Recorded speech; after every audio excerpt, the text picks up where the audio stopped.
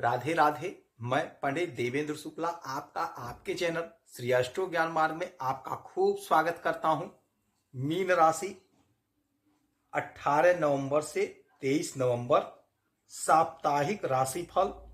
जो सोचा था वह सब कुछ प्राप्त होने का समय।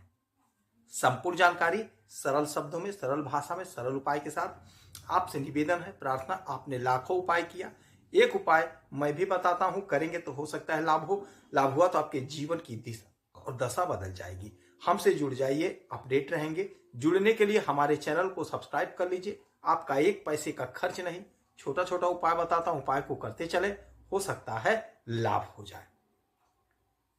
मीन राशि साप्ताहिक राशिफल। यदि आपकी कोई समस्या है, परेशानी है तो हमें जरूर मेल करेंगे। आपके मेल का मैं सटीक और सरल उपाय बताता हूं। हमारी जो बहनें, माताएं, पिता तुल्य हमारे भाई कुछ देना चाहते हैं तो आपका अपना गौशाला है। श्री गौशाला में गौ माता की सेवा के लिए आप जो भी धनराशि चाहें भेज सकते हैं थैंक्स बटन के माध्यम से। मीन राशि साप्ताहिक राशिफल। हमारा जो साप्ताहिक राशिफल होता है यह चंद्रमा पर आधारित होता है।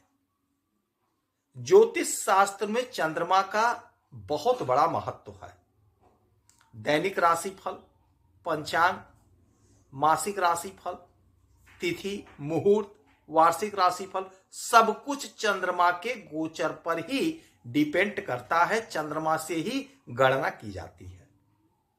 चंद्रमा हमारे मन के कारक होते हैं और चंद्रमा हमारे माता के कारक होते हैं। चंद्रमा जिस भी घर में जाते हैं 2.5-2.5 दिन तक रुकते हैं, उसके बाद अपना स्थान बदल देते हैं। चंद्रमा बहुत तीव्र गति से आगे बढ़ते हैं तो हमें फल भी शीघ्र प्राप्त हो जाता है। आप सुबह सोकर उठते हैं, आपका मूड बड़ा फ्रेश रहता है, आप हंसते हैं, मुस्कुराते हैं, गाना गाते हैं। कुछ ही पल के बाद, स्नान ध्यान करने के बाद आपका मूड अपसेट हो गया। तो ऐसा क्यों हुआ? क्योंकि मन के कारक चंद्रमा का स्थान बदल गया। स्थान बदला, मूड आपका बदल गया। ये फट करता रिजल्ट मिलता है। तो यही चंद्रमा जो आपके अष्टम भाव में तुला राशि में गोचर कर रहे हैं, तुला राशि में गोचर कर रहे हैं अष्टम भाव में, और यहीं पर शुक्र बैठे हुए हैं। तो शुक्र चंद्रमा की युक्ति बनी। बड़े बड़े ज्योतिषाचार्यों ने ऐसा कहा है, शास्त्रों में वर्णित है कि चंद्रमा और शुक्र की युक्ति महालक्ष्मी योग बनता है। महालक्ष्मी का योग बनता है।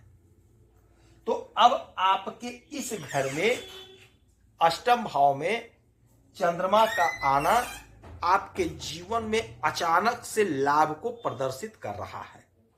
यानी यह सप्ताह जो होगा अचानक से आपको लाभ होगा, क्योंकि इस घर में चंद्रमा रहेंगे 20 तारीख तक। 20 तारीख तक चंद्रमा यहीं पर रहने वाले हैं। तो 20 तारीख तक आप समय नोट करते चलिए, 20 तारीख तक अचानक से आपको लाभ होगा। यानी आपका पैसा कहीं फंसा है, कहीं पैसा रुका है, ब्लॉक है, तो आप कोशिश करके, प्रयास करके अपने उस रुके हुए ब्लॉक पैसे को मंगा सकते हैं, ले सकते हैं। समय आपके पक्ष में है। कोशिश करके, प्रयास करके अपना धन आप ले लीजिएगा। आप देखिएगा 20 तारीख तक आपको अचानक से लाभ होगा। अचानक से लाभ होगा। यदि आप किसी बिजनेस के लिए, किसी व्यापार के लिए कहीं बात किए थे तो अचानक से वहां से फोन आ जाएगा, आपका काम हो जाएगा। यदि आप कोई ठेका वगैरह लेना चाहते हैं तो अचानक से आपको वह ठेका मिल जाएगा। आप कहीं नौकरी के लिए आवेदन किए थे, परीक्षा दिए, इंटरव्यू दिए, तो अचानक से आपका लेटर आ जाएगा, ज्वाइनिंग लेटर, आप ज्वाइन कर लेंगे। यानी अचानक से आपके जीवन में कुछ बड़ा होने जा रहा है। उसके बाद में यहां से चंद्रमा गोचर करेंगे तो 20 तारीख से लेकर के 22 तारीख तक आपके नवम भाव में रहेंगे। नवम भाव यानी कि आपके भाग्य के घर में, वृश्चिक राशि में। जब वृश्चिक राशि में चंद्रमा यहां पर आएंगे 20 तारीख से और 22 तक रहेंगे, तो यहां पे इनकी मुलाकात होगी सूर्य से। सूर्य चंद्रमा की युक्ति बनेगी, चंद्रमा मंगल की बनेगी, चंद्रमा बुध की बनेगी। चंद्रमा के साथ सूर्य, चंद्रमा के साथ बुध, चंद्रमा के साथ मंगल। भाग्य का भरपूर साथ मिलेगा, भरपूर साथ मिलेगा। मन वांछित फल की प्राप्ति होगी।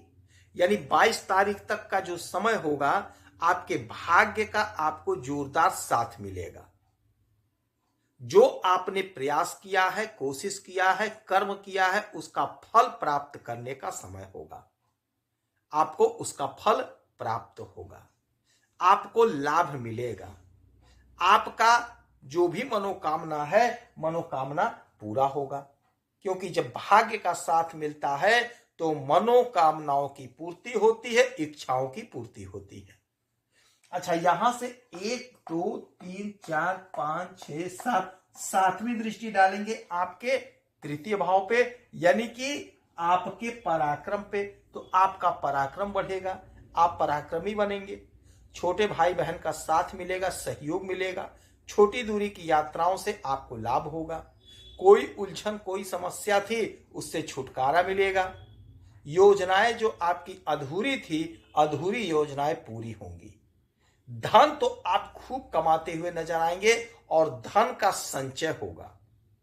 इस सप्ताह में जो सबसे बड़ी बात होगी वो यह होगी कि धन का संचय होगा, धन आपका बढ़ेगा, धन आपका बचेगा। आप अच्छा खासा धन इकट्ठा करते हुए नजर आएंगे इस सप्ताह में। सेविंग करेंगे आप। अच्छा, 22 तारीख से फिर ये आ जाएंगे धनु राशि में, यानी आपके कर्म के घर पे। और जब कर्म के घर पे आएंगे फिर पूरे सप्ताह यहीं पर रहेंगे। उसके बाद आपके लाभ के घर में 24 तारीख से जाएंगे।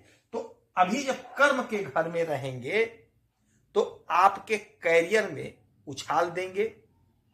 नौकरी का प्रबल योग बनेगा।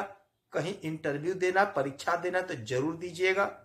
यदि आप कहीं नौकरी कर रहे हैं तो नौकरी में आपका तरक्की होगा, प्रमोशन होगा। बिजनेस व्यापार में लाभ होगा। यहां से सातवीं दृष्टि डालेंगे आपके चतुर्थ भाव पे, यानी आपके सुख के घर पे। तो आपके सुख में इजाफा होगा, सुख में बढ़ोतरी होगी। कोई जमीन, कोई मकान लेना चाहते थे, नहीं ले पा रहे थे, तो जमीन मकान खरीदते हुए आप नजर आएंगे। तो इस सप्ताह में आप ओम नमः शिवाय मंत्र का जाप करेंगे तो आपको लाभ होगा। 1 लोटा जल प्रतिदिन भोलेनाथ को अर्पित करेंगे, आपको लाभ होगा। कच्चे दूध से भोलेनाथ का अभिषेक करेंगे, अर्थात भोलेनाथ के ऊपर अर्पित करेंगे तो आपको लाभ होगा। जितना उपाय हो सके उतना करें, आपको लाभ होगा।